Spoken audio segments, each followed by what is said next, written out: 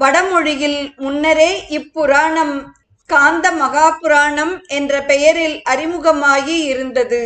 அதனை தமிழில் கந்தபுராணம் என்று மேலையோர் குறிப்பிட்டனர்.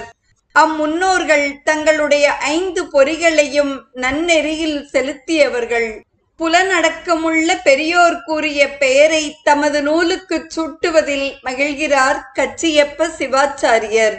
அவையடக்க பகுதியின் நிறைவு பாடலில் கச்சியப்பர் கந்தபுராணத்தை காஞ்சியிலிருந்து இயற்றிய செய்தியை அகச்சான்றாக கூறுகிறார்.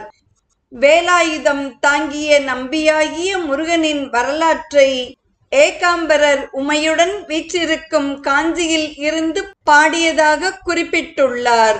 வெம்பு சூர் முதல் வீட்டிய வேற்படை நம்பி காதையை நற்றமிழ் பாடலால் உம்பர் போற்ற உமையுடன் மேவிய கம்பர் காஞ்சியில் கட்டுரைத்தேன் யான்